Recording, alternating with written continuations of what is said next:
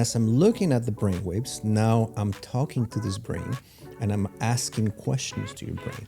And your brain is going to say, look at this pattern here, this may be significant. Look at this pattern here, this is good news. Look at this pattern here, we may need to pay more attention to it because of this or that. Can you see things like stress? Can you see things like burnout, lack of sleep? Do they have patterns that you can recognize? They do. I think one of the great added values and why I love doing brain maps is that the client doesn't tell me anything about themselves. I let the brain do the talking. When I do a brain map, this is very important to say, I operate quite basic principle, which is the patient lies, the brain doesn't. Yeah. So the patient may sit there and say, I don't have a sleep problem, I sleep like an angel, and I will say, well, your brain begs to differ, and I'm going to listen to your brain. When we're doing the neurofeedback, what you are teaching your brain is to shift that firing pattern.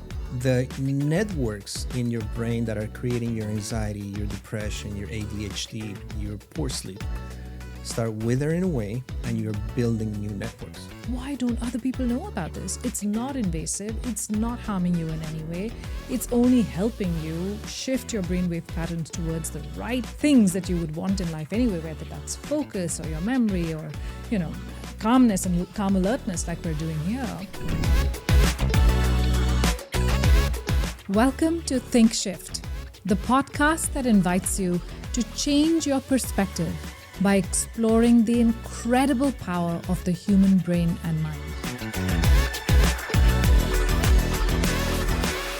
I'm your host, Mantazh Khanna, and I am a brain coach, a neuroscience researcher, and an advocate for holistic health and well-being.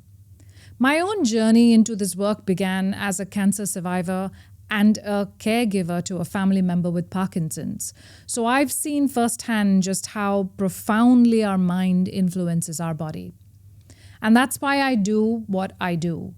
Today, I work with individuals and organizations to build mental resilience, optimize brain health, and to support our healing using science-backed techniques. And as I pursue my own PhD in neuroscience and mind-body medicine, I bring the latest thinking to every conversation. In each episode of Think Shift, I sit down with leading experts to explore how neuroscience, cutting-edge technology, and even everyday practical tools can help us think better, live smarter, and thrive deeper. Every expert that is invited to this show is going to share real-world insights and actionable strategies that you and I can use every day. And my hope is that this isn't just a podcast, but an invitation to you to reimagine what's possible for your mind and body. So, if you're ready for some bold insights, some transformative science, and a few surprise aha moments along the way, you are in the right place.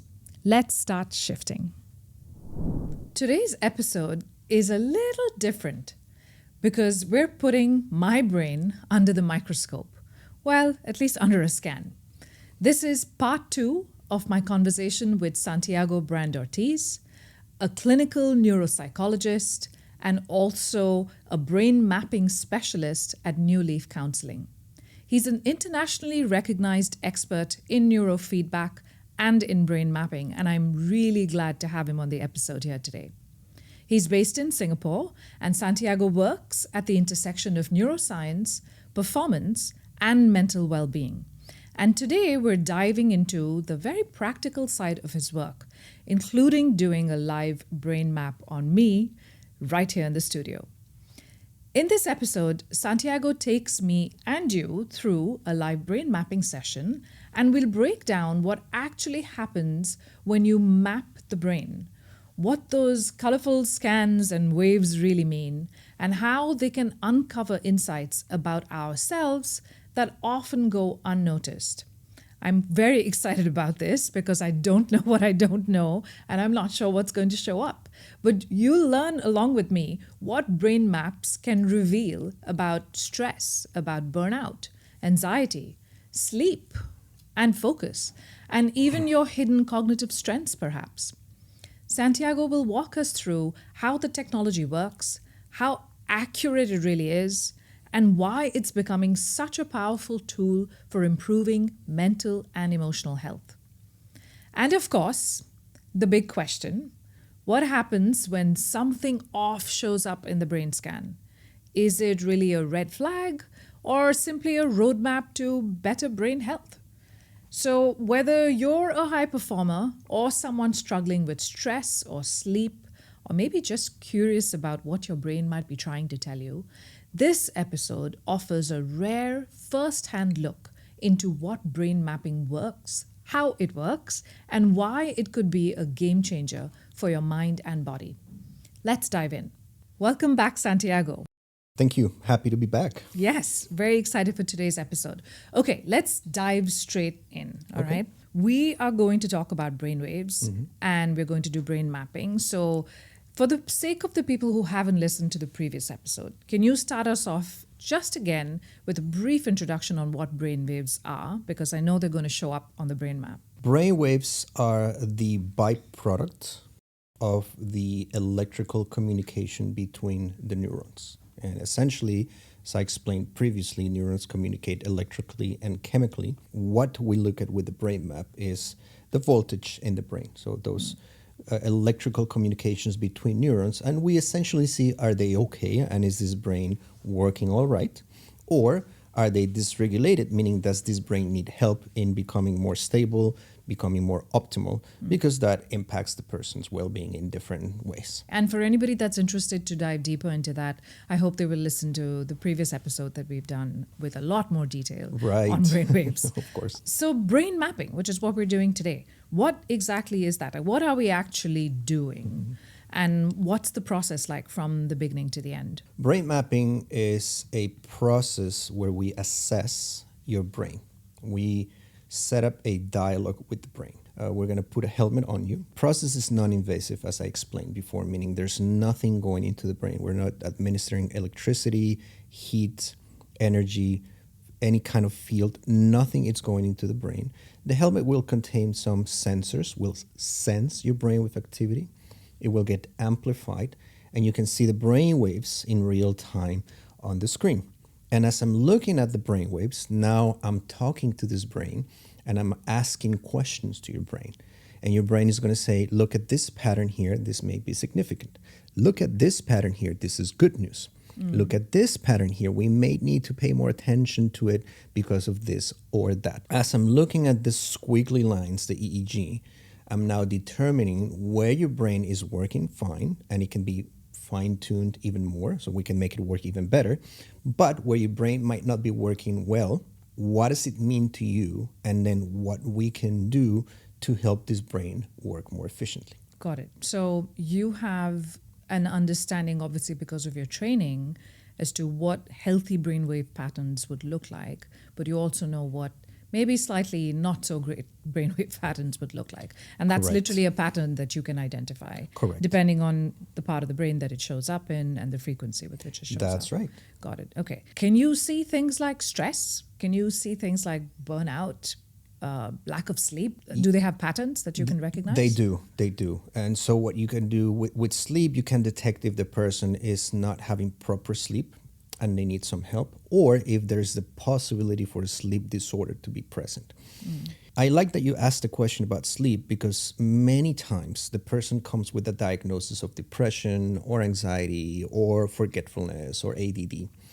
Many times it's not any of those things per se, it's that they have a sleep disturbance or a sleep disorder that's causing the person to feel depressed, to look like they have ADD, to feel anxious. So it's very important that we do the brain map, because oftentimes, especially with ADD, I see a large number of teenagers and children, school-age students, who come in with the diagnosis of ADD, or they suspect this ADD. And when I look at their brain, in reality, they have sleep disturbances or sleep disorders that go overlooked. Therefore, looking at the eyes closed EEG, the eyes closed brain map, becomes relevant, because that's where usually things start. Good things or problematic things start for the person. But if you are burned out I may be able to tell you that. I think one of the great added values and why I love doing brain maps is that the client doesn't tell me anything about themselves. I let the brain do the talking, meaning that I don't know much about your story, right? And so I'm going to let your brain explain what is going on. And I'm just a messenger. I'm translating that language into something that is understandable for you. And it's interesting because many times people tell me, well, you're not telling me anything new. And I say, yes, I'm telling you where it's coming from in your brain. You know you have anxiety, you know you're depressed, but now we know what the pattern is, and we can attack that pattern. We can intervene more efficiently. Sometimes people won't know. Just to give you an example, about 40% of people who have a diagnosis of ADD will have epileptiform discharges in the EEG, but they never know. And they don't know because they're not going on the floor having a full-blown seizure. So not everybody with epileptiform discharges in the EEG will have epilepsy. This can translate into ADD. This can translate sometimes into depression, anger. So that's why we need to look at the brain. 40%, almost half of ADD people have epileptiform discharges. That's huge. It is. And more interestingly, even more frightening, the number goes up to 70% for autism. So 70% of people on the spectrum, have epileptiform discharges. And this activity is strongly connected to their symptomatology, their emotions, their behaviors. Right. So many times people don't know. And the parents get scared when I tell them, I see these patterns that look like this. I'm going to refer you to a neurologist. And the first thing they think is, does my child have epilepsy? Sure. So I explain to them, look, I'm trained to identify the pattern. We'll send you to this neurologist, and they're going to tell you everything you need to know. Well, the child is not acting out with epilepsy in the sense that it's not having an epileptic attack. Right. But could go to the neurologist and get the right medication. Correct. Right, to be able to help that from happening in the future. Correct. Because many times, and it's happened before, that the parents get a diagnosis and they get prescribed a stimulant, like Ritalin being the most popular. And if you have somebody with underlying epileptiform discharges and you give them a stimulant, you're going to make the problem even worse. So there's been documented cases of kids being given stimulants for ADD who didn't know they had epileptiform discharges, and they get more aggressive. So they start having violent thoughts. They get even more hyperactive. Some of them started slipping into depression. And it's because we're not looking at the brain.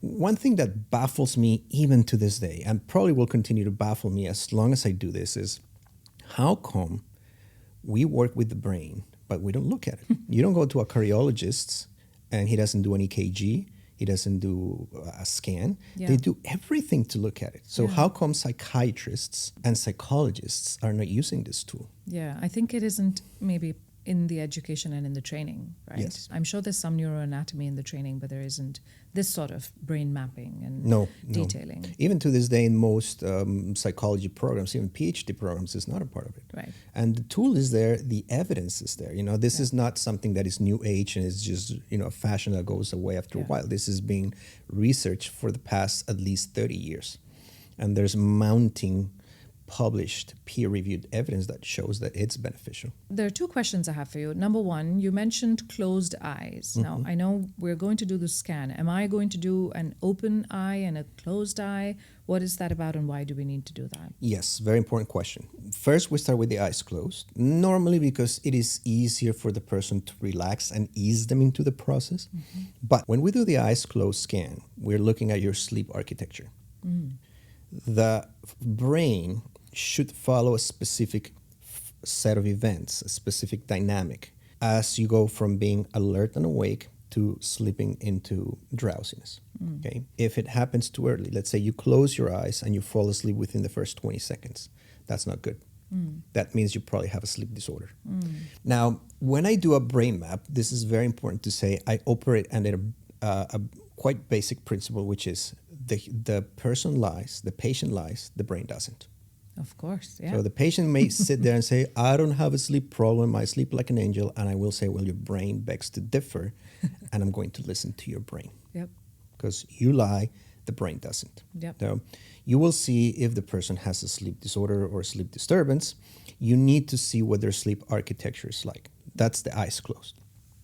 With the eyes open, we're essentially looking at your brain at rest, and we're seeing if the brain is ready to operate when needed.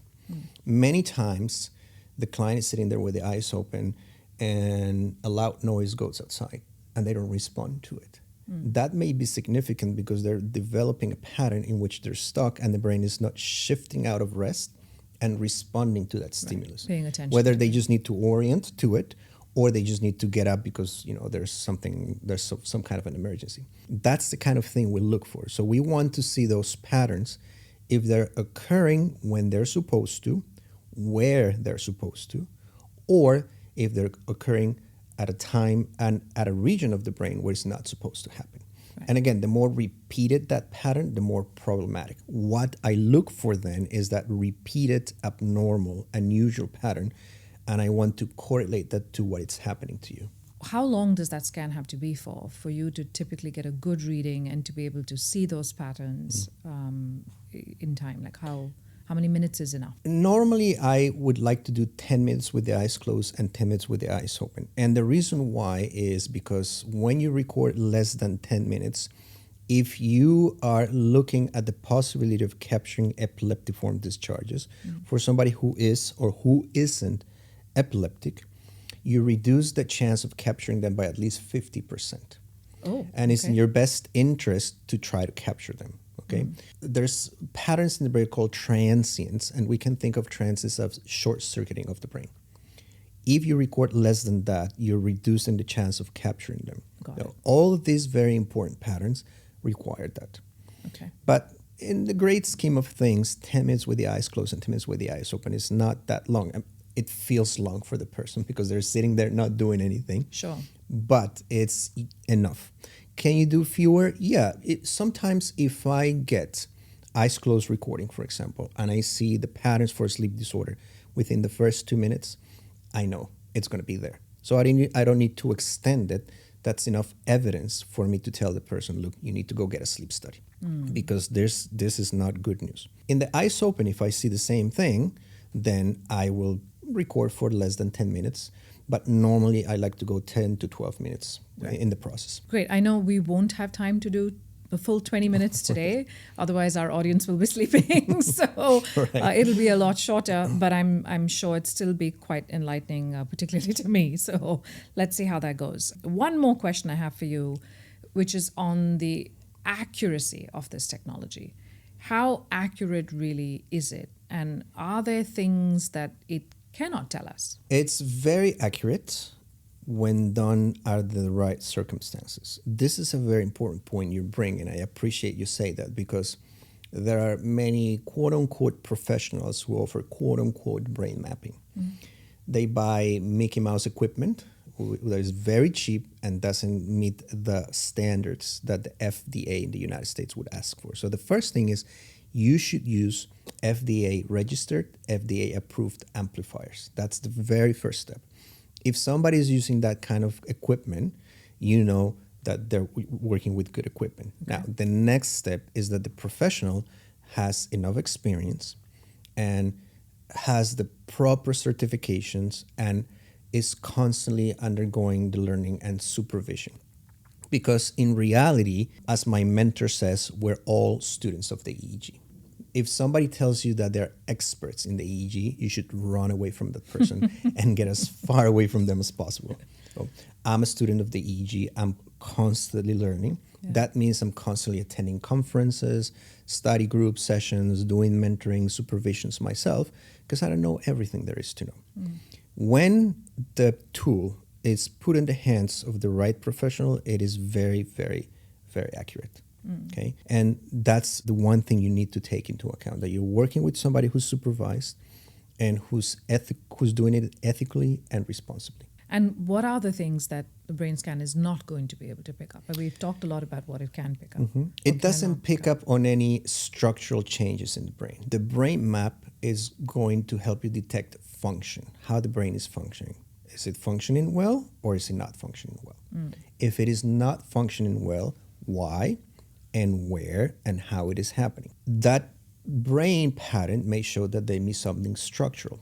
For example, sometimes I will pick up slow activity on this side of the brain or this side of the brain. And those patterns may indicate that possibly there's something physical going on with that brain.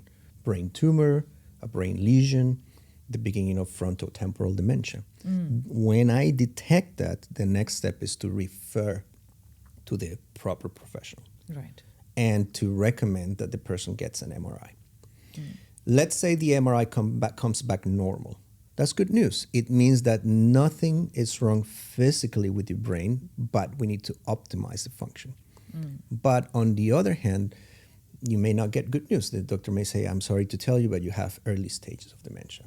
Or I'm sorry to tell you this, but you do have a brain tumor, and it's benign, it's not benign. So you can detect those patterns.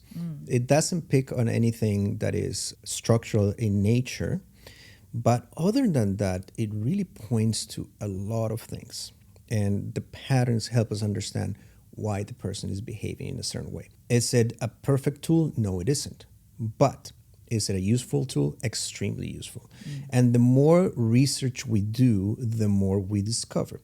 For example, about 10 years ago, I was reading on some research that there's a new brainwave pattern when people are a lot of time on their phone that didn't exist previously. And they've been doing some work with actors and actresses.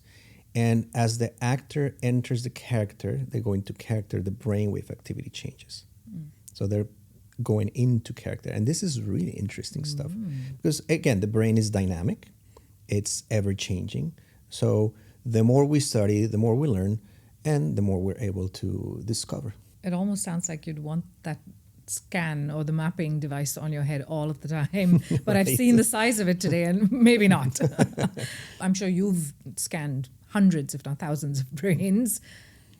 Is there a classification you have for them? Like, do you see, for example, a high performance, someone that's always constantly on the go, a certain type of brain map for them versus, someone that perhaps isn't constantly in stress and on the high go, way of life? We usually look at this from two fronts. One is the biomarker, neuromarker, and that is a signature that the brain creates for something.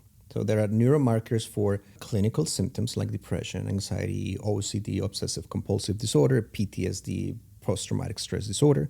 We have biomarkers that point to these things, but we have biomarkers for peak performers. So peak performers produce specific brainwave patterns, specific parts of the brain. That's their peak performance state. Now, what we need to do then is to make a distinction, because many times peak performers will need some help in stabilizing certain patterns. A common pattern in peak performers is insomnia. And that is because they're so creative and so ambitious, their brain doesn't like to take a break. So many of them, when I'm doing the scan, I will tell them, it looks to me like you're sleeping. You will wake up at 2 a.m. with some business idea, and your brain won't shut up. And they go, that is exactly what happens to me. I try to shut it down any which way I can, and my brain just doesn't shut up. So I will explain to them, this is your peak performance pattern. The downside, the trade-off is that you have a little bit of insomnia because your brain loves the energy. You're ambitious, you're driven, but your brain needs to stabilize that. Now that's, for example, a common pattern. The other aspect is the work of my mentor, Jay Gunkelman, who I should mention, in the phenotype model. Phenotype is specific genetic classifications of specific brainwave patterns. So there's a phenotype for anxiety. There's a phenotype for people on the spectrum. There's a phenotype for people with addictions. There's a phenotype for different classifications. When we look at the brainwave patterns, we're looking at these biomarkers, and we're also looking to see where they fit into this phenotype model. That helps us be quite specific in how we need to approach that. So, meaning we're not guessing, we're not speculating. We know exactly what we need to do with that brain, even when it comes to medication. So with those phenotypes, we know, and the doctors who treat those patients will know which medication is the most appropriate, meaning with the best effects and the fewer side effects. Right. And just to be clear, these phenotypes are based on the brain waves. This is not some genetic testing that needs to be done. No, right? it's based on the brainwaves, correct. Okay. What happens if something off shows up in the brain or in the brain map? Does that mean something is really wrong? Of course, there might be cases when it's not too wrong. It could be just a bit wrong. But it's what I'd love for people to listen in and take away from this is not to be scared of doing a brain map, right? To actually see it as an opportunity, right? Yes. Even if there is an imbalance, I think there is an opportunity there for improvement. So speak to us a bit about that. People are fascinated by the brain. They want to learn what their own brain is doing. At the same time, they're terrified. Because what if you find that I have dementia? What do you find that I have this? What do you find that I have that? Right. And so for my invitation for people is to do it. And if there is something, now you know, and you have a chance. Most of the time, things are okay. 99% of the people I work with, they just need tweaking and fine tuning. There's that 1% that will unfortunately have something show up that will be meaningful medically. It's beyond the medical aspect. You really need to evaluate your brain because your brain is your biggest asset. People are always and they're constantly trying to improve their physical well-being. So how do I get rid of my belly fat? How do I get a flat stomach? How do I look more like an Instagram person? And how do I get better skin? But they don't look into their own mind, and that's probably where it starts. Yeah, hugely. I mean, this is a pet peeve of mine and also why I do what I do, right? I think just like we go to the gym to train our bodies, we need to also train our brains and our minds. Correct. And of course, there are several ways to be able to do that. But yeah, you're right. I mean, we go get our annual checkups done to figure out what's wrong with our physicality. Why not do the same with our brain and also understand what might be wrong there? Because just like with physicality, there is a path to improvement. And this helps greatly reduce that stigma because the main reason people don't go and seek mental health services is because of the stigma associated to it. This helps reduce the stigma. There's a population which are the teenagers, and I get very interesting responses from them when we do brain mapping. Normally, when a teenager comes to my office, they come into the office, I greet them, they don't respond. They're furious that the parents made them go. And they're in their mind, they're thinking, oh, this is another shrink, and I have to sit down and talk to about my problems with this stranger and blah, blah, blah. But then I take out the equipment and I say, do you know what you're here to do? And they say, no. I say, well, I'm here to scan your brain. Just by saying that, I get their attention. I let them hold the helmet and I explain the technology. And little by little, they start letting the guard down. Enough for me to interact with them. Right? The parents are present. I ask the parents not to say anything, not to interrupt the interaction. And then we do the scan. By the end of the scan, many teenagers are crying. When I ask them how they're feeling, they say, finally, somebody understands me. Somebody's not judging me. Somebody's coming from a place of compassion. I like that approach. I want to be compassionate with everybody.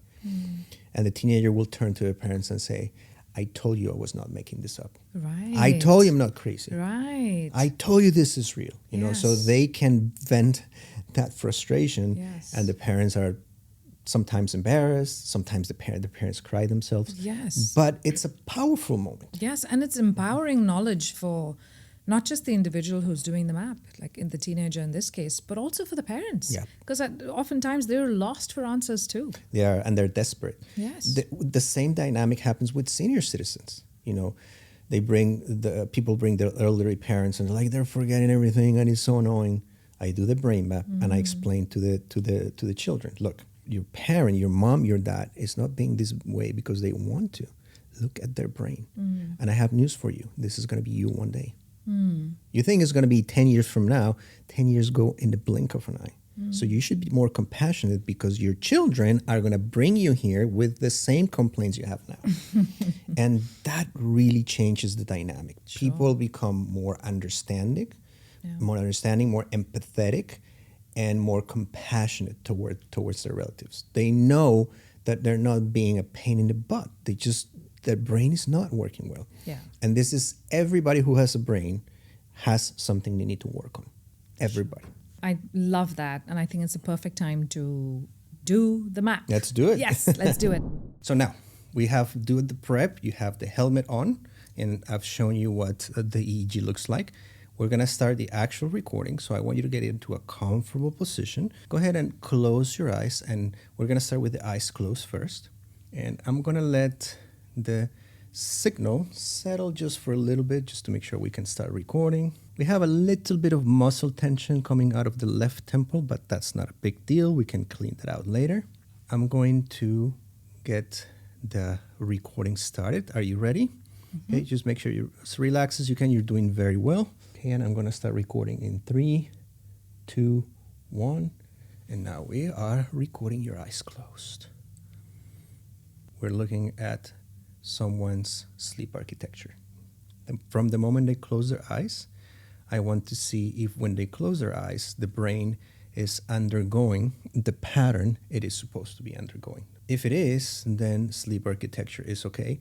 If it isn't, then we know that sleep might be compromised. Normally, the first 20 to 60 seconds of the eyes closed EEG gives you a very good predictive factor. You may have a good idea what the rest of that is going to look like.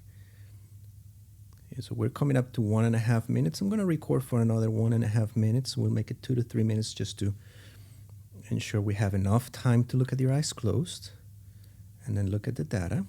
Okay, you may open your eyes and rest. Try not to move too much, please. And we'll go right ahead with the eyes open. With the eyes open, I want you to fix your eyes on the mug, please. And if you need to blink, do blink. Whenever you need to blink, blink. Just stay as relaxed as you can.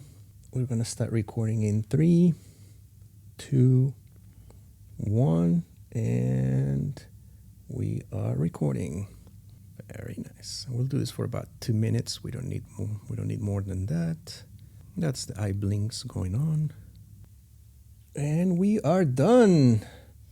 Very nice. All right, everyone, we're back. We've just finished the brain mapping, and I think that was the easy part. We're now going to move into the more difficult part, at least for me, which is understanding and revealing what the brain mapping said about my brain.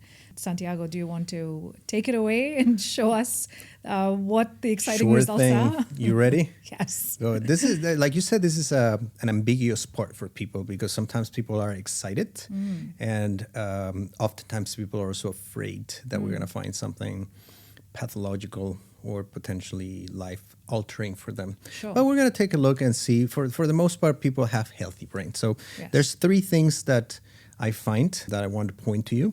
The first one is here. If you notice, we have this red dot here. And when you have that red area, that's the part of the brain that's talking to us that potentially needs the fine-tuning. And that's just right behind your left here. So it's auditory processing, and it has to do with short-term memory. When that area shows up, the brain is saying, I need a little bit of help with short-term memory. How does it show up for people? I forget where my car keys are, where I put the phone, where I put the wallet. If I go grocery shopping, I have to make a list of things, otherwise I forget. I have to check my luggage 5-6 times when I'm traveling because I always forget to pack something. So it shows up that way for people. I don't know if that makes any sense to you. Yeah, it makes a lot of sense. And if my kids were here, they would absolutely say, yes, that's mommy.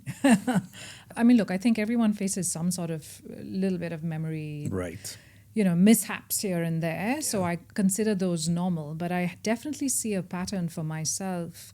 And by the way, this is also why I wanted to do this live and openly so that people can relate to the typical things that we all feel and experience with our brain health. And this is the truth serum. So I wanted people to be able to see that, even though it is going to reveal things about me. Right. And I think for memory in particular, when things get overwhelming, so if that to-do list is really long, or there are a few items in there that are all-consuming, I definitely see that the smaller things, where the keys are, where the phone is, those types of things, will be dropped off. So I will be wondering, how did I forget the phone? I know I kept it there, but how did I forget that I kept it there? And I think a lot of people can relate to that. So maybe take us through that a little bit just to set us up as well in terms of that colorful rainbow map we're looking at the center. That's where we're focused on. And then what the 3 black and white images are. I can see the red dot in there as well. Just so that people who are looking at a brain map like this can also it's very important. Yes. So the first thing we see here is a sample of the EEG signal. So it's a sample of the pattern that we want to look at. Remember that the brain always speaks in terms of patterns. When I'm doing a brain map for you or anybody, I'm looking at things that show up repeatedly. And if there are things that are showing up repeatedly over the course of the recording in a specific region or regions, we pay attention to those because that potentially means that area of the brain requires some fine-tuning. And it can relate to the memory, it could relate to sleep, it could relate to many things. So this is a sample of that pattern. This is your brain saying you need to pay attention to this area. Okay. And here we have the distribution of the signal in hertz, which is, again, the electrical pattern. So that helps us understand how we need to fine-tune that brain. If you think as the knob of those old radios in the car as you were tuning it to find the right radio station, that's sort of the thing we do with the brain. We start turning that knob, and once we find the right frequency, people feel the difference. That means they tell me, I sleep better. I'm not depressed anymore. I can manage my anger more efficiently. I remember things more efficiently. Right. I'm doing better at school. So that's what we do, and that's why the frequency is so important. And this points to the area of the brain, and this lets us know, is it on the left? Is it on the right? Is it more towards the middle? And how deep it is in the brain. Is it more cortical, so more towards below the skull, on the surface of the brain, or if it is a little deeper. And if it is a little deeper, it lets us understand that we may need to do something in addition to the brain training. Red light therapy, which has a stronger penetration rate, maybe something like transcranial direct current stimulation. So it's things that we can do to get a little bit more activity into that part of the brain to stimulate it, get it going, and then get it to function properly. And that is actually possible. Those things are actually possible. Correct. And in fact, we'll do a very small version of that right after this, because I do definitely want to see what neurofeedback looks like, and I want people to understand what it is as a tool that's available. Let's go to the other component, and this is a very interesting one. This is right in the middle of the top of your brain, and that region we call the vertex. So it's right in the middle, and it's right here, as you can see, leaning towards the right just a bit, but essentially in the middle. And then we have, what gets my attention is this frequency here around 15 hertz. If you see, it's very, very small and spindly looking. And that's very interesting because here we venture into a different kind of pattern. This means 2 things. It can be good for you in that it's a peak performance marker. When we were speaking about the brain, we were speaking about biomarkers and neuromarkers. And these are brain signatures for specific things. So it can be brain signatures for good things like a peak performance trait, or it could be brain signatures for something like insomnia. In this case, it's a little bit of both for you, meaning this pattern signals peak performance. Somebody who's ambitious, somebody who's driven, somebody who's focused. And that doesn't happen to everybody. If you have that, you are very, very lucky because you inherently have peak performance markers in your brain. It facilitates your performance. Got it. On the other hand, the downside of that is the insomnia. And because your brain likes the action so much, it thrives on the adrenaline, it sometimes doesn't know or doesn't want to slow down. A good example of this, when I talk to corporates, I would tell them, I'm guessing what happens to you is it's 2 in the morning, 3 in the morning, and all of a sudden you're waking up. And then the first thing that pops into your mind is a business idea. And from there, you won't be able to go back to sleep. Yes. Right? Because your brain likes that so much, you're telling your brain, this is not the time. This is not the place. It's 2 in the morning, we need to rest. And your brain is going, nope, we're going to work on this now.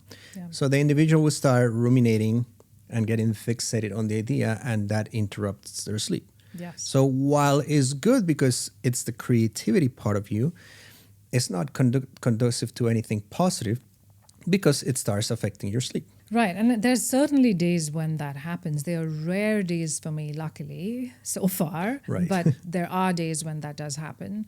And it can be both a very positive, creative idea that I have and I'm working on, or it could also be something negative, like something negative that's happened, and then I might ruminate on that too when I'm waking up problem solving. Yeah. And I think that's it. Like this is my problem solving mode. And it could go either way, like you say. It could be Right. that it helps you focus, or it creates more unnecessary stress for you. Right. And like you say, it could be sporadic, Yeah. but it can also be repetitive. For a lot of people, this is every night. They're waking up constantly, or even if they don't wake up in the evening, they're going to wake up very tired. Yes. They tell me, I wake up, I need all the coffee that I can drink so that I can get going, because otherwise it's just very difficult for me to get into gear. Oh, I can totally see that. In fact, I think there are clients I have who have these kinds of issues where they would wake up very early in the morning and are unable to switch off. And I relate to that too.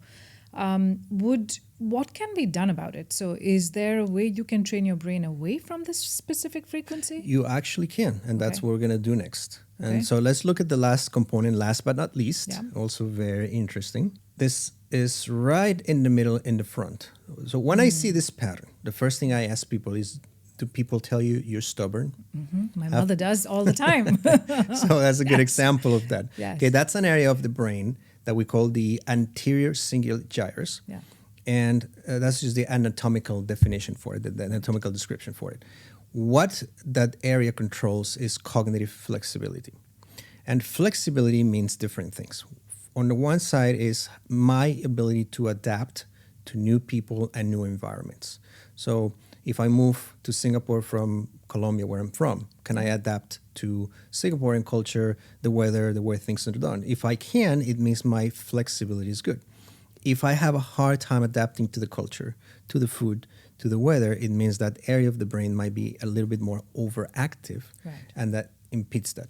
Flexibility also means when you start ruminating on something and fretting on something that it's anxiety inducing, that rises your stress levels. For the most part, it's difficult to get rid of that thought. And I ask people, what do you do? And they tell me, well, I do everything I can not to think about it. And I ask them again, what's the end result? And they say, it's just, it gets bigger and bigger. Yeah. So the more people try not to think about something, Yeah. the more they think about it. Right. And this is interesting, for example, in couples therapy. When people come to couples therapy and we scan their brains, usually both members have that area of the brain really active.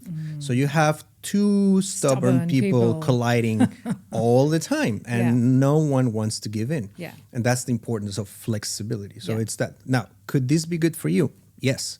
Could this be good for people in general? Yes, because it's the part that makes you driven in your work, in your life. If you have a goal that you want to achieve, and people don't believe in that, if you have that level of stubbornness, you will persevere. Right. It doesn't matter then what people think. You will shut it down and you will see to it that you accomplish that goal. In that regard, it's very positive for people. It's quite positive for people. When is it not such a positive thing? When does it hinder you? Well, when it interferes with your personal relationships.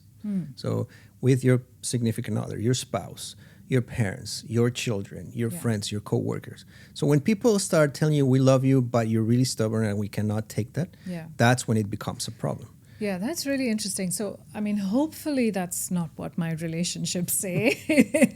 My mother might. Yeah, it's a double-edged sword, right? For sure. What I'm really curious about is what you said in terms of cognitive flexibility, because I think where I do see this perhaps showing up for me personally is not so much in terms of like the adaptability, because it's just the way I've been brought up and conditioned. It's been all over the world. I've lived in many places, adapted to several different cultures. So I think that's okay. The more important part for me is this inclination towards perfectionism. So I don't know if that is also part of this cognitive flexibility, because I certainly I'm aware that can hinder me from taking decisions quickly or from moving forward quickly. And it's definitely something I have to work on. Absolutely. I would say that's more leaning towards the inflexibility. So in perfectionism, the problem is that it's never enough. So when is it enough for the perfectionists or for the people with the perfectionistic tendency? It's never enough. They're never happy. So when we train that area of the brain, we can help them see that the grass is greener on the other side. And then there's a light at the end of the tunnel. You can be happy with your decisions. And what you're describing is paralysis by analysis, because since you're not satisfied, you just keep dwelling on it and you don't make a decision. And obviously that can be hindering to your quality of life and your relationships. That can be trained. So now we can explore how. It's amazing because there are times when I do extra analysis, it helps me make better decisions, but there are times when it also hinders progress. So it is, again, another double-edged sword.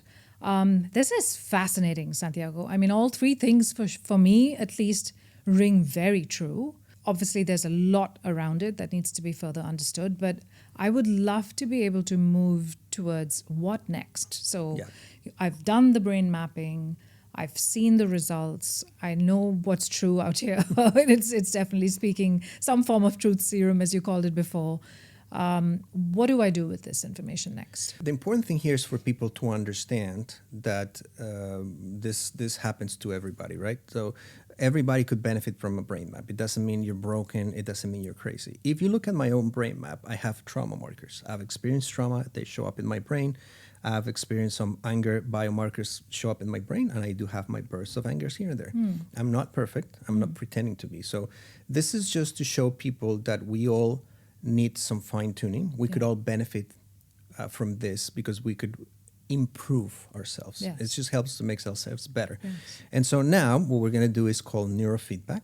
And what you're going to do is you're going to drive a car with your brain. Amazing. I can't wait. All right, let's do it. All right. So this one is set up to do for about a minute or two. Then we give the person some rest. All right, let's go again. That's a good start. Very nice.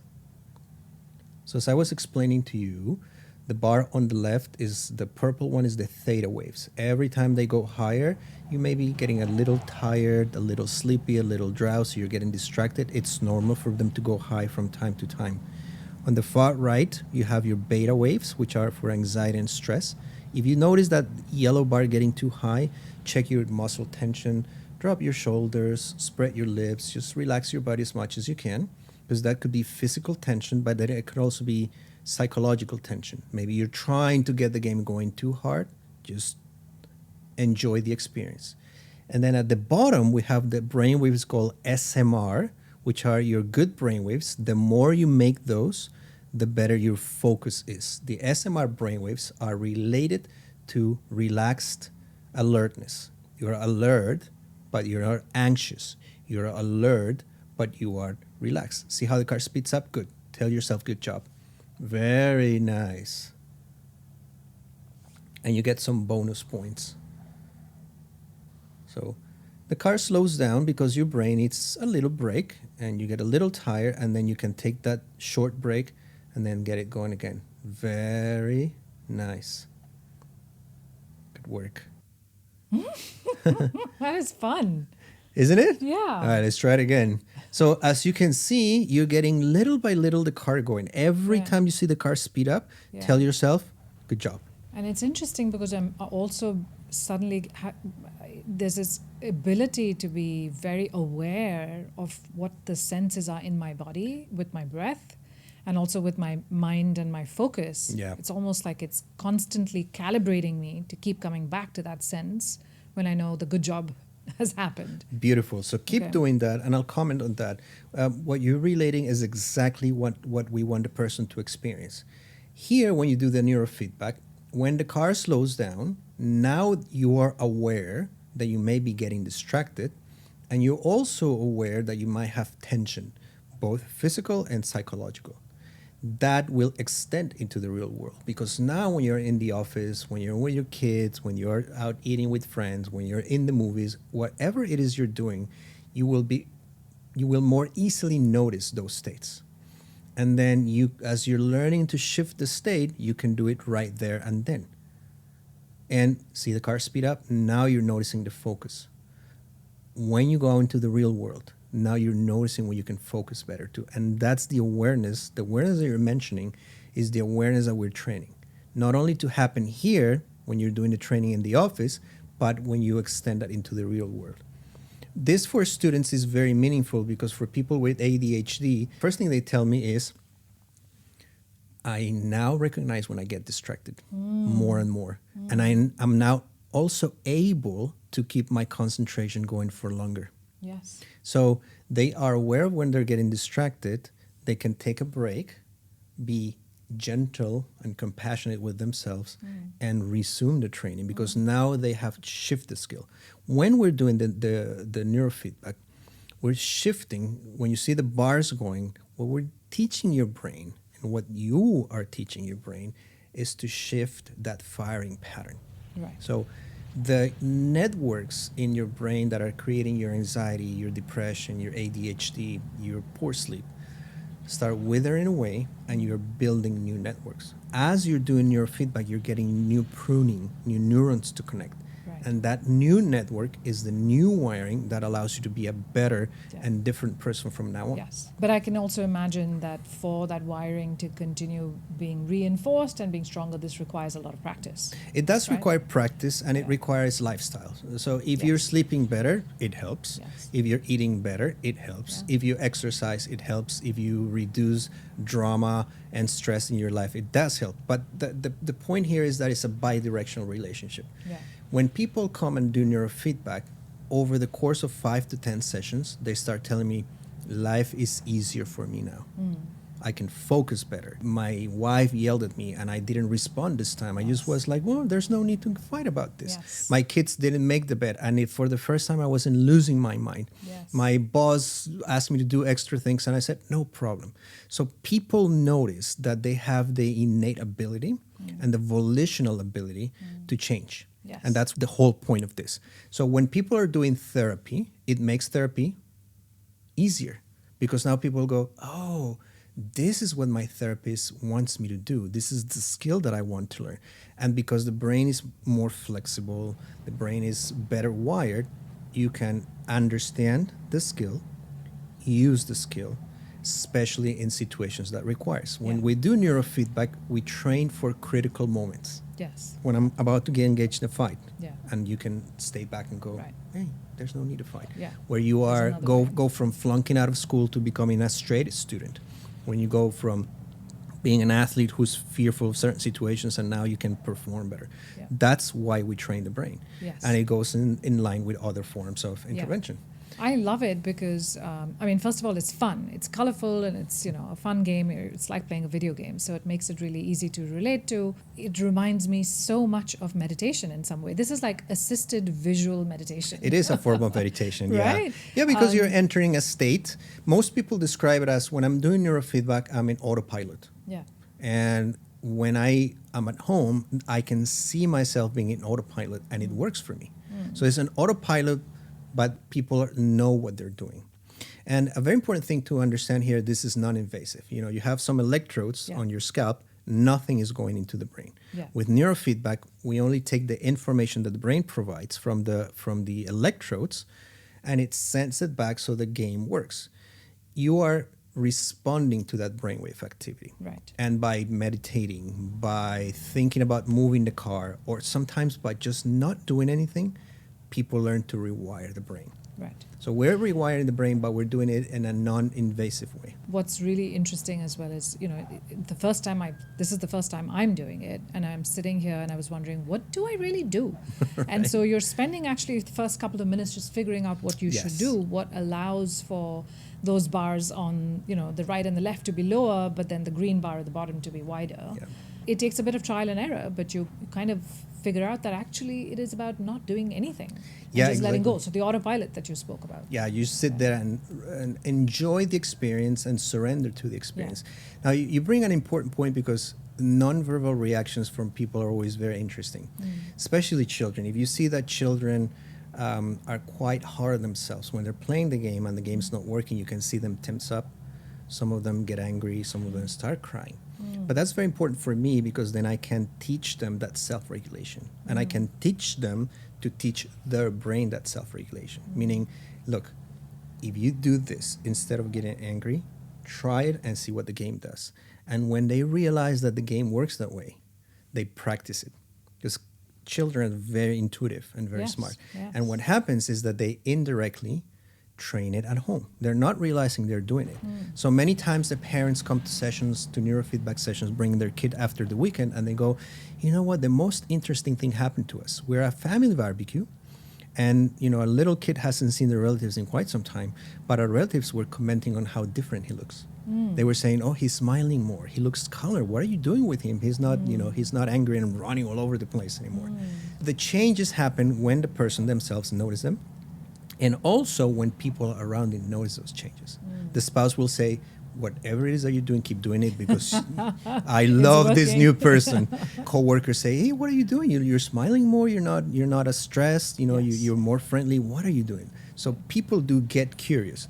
And when you get the feedback from your own mind and your own body, but especially from people who know you're noticing the difference, that we're taking the right path. And of course, we do a brain map today.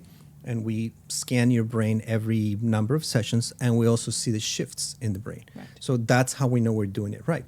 And with neurofeedback, the changes are normally last for the rest of your life. Unless something really scary happens to you, like you have a traumatic brain injury or you have a disease that targets your brain, every gain that you get from this is lifelong. Because it's a skill that you practice. It's like once you learn to drive a car, you don't forget it unless something happens to your brain. Right. Once you learn to tie your shoes, you don't forget about that. Yeah. So with neurofeedback, it's also a form of muscle memory. You practice the skill, you rewire the skill, and you don't need to consciously think about it. You can just engage in it. Yes. And we do this for people with depression. We do this for people with anxiety. We do it for people with insomnia. Anything that the brain controls across the board is within our reach. And we can train that to help people feel better. Absolutely fascinating and so amazing to be able to see that this tool even exists, right? Because I knew about it a while ago when I started the PhD, but I was so innately curious, which is one of the reasons why you are here today. Right. Because I was like, why don't other people know about this? It's not invasive. It's not harming you in any way.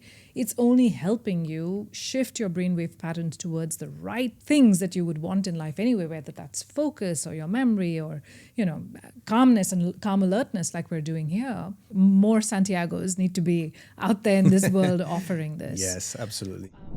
Thank you so much, Santiago. That was fascinating, intriguing, and I'm definitely hooked. Like I want to do more of this and see what more I can do, because this is also just like it's my thing. I enjoy it. We have covered a lot of ground. We've talked about brain waves and what those are.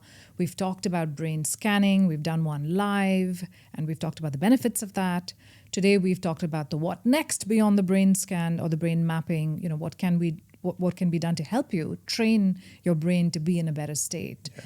What should anyone that is listening or watching this really take away from these couple of episodes that we've done together? Well, the first thing I would say is it's okay not to be okay. And you're not broken, you're not crazy. There's nothing wrong with you. As I said, there's trauma markers, there's anger markers in my brain. Yeah. I work with people all the time, and I have my own brain dysregulation to work through my experiences and whatnot. Everybody you scan will need something to work on in fine-tuning to do in their brain. And therefore, you don't need to suffer in silence anymore. Just seek help. There are people like myself out there who love helping others, who love helping people understand their brain, especially start reducing and eliminating the stigma that comes with mental illness or mental health. Of course, there are extreme cases of violence, but that's few people. The percentage is low. The fact that you have brain dysregulation doesn't make you an abnormality. It just makes you human. Yes. So the first takeaway is get a brain map, understand the why. It's very important that you understand why, and that you understand that sometimes when you're doing things you don't want to do, stuff you don't want to think about. It's beyond your control. It's because your brain is really dysregulated. Right. But there is hope, which is the second takeaway, in that you can train your brain, you can optimize it. It takes a little bit of persistence, it takes a little bit of hard work, but it's doable. And I've been witness in my 17-year career of people who came to me flunking out of school, and then they went to Harvard to get MBAs, people who were in comas and they were able to recover their brain capacity, people who had been traumatized and are no longer trapped by their trauma. They're living happier lives, not perfect lives, but happier lives. Couples who were on the brink of divorce and they're living happily ever after because they helped, the brain mapping helped them understand that sometimes the brain is what gets in the way.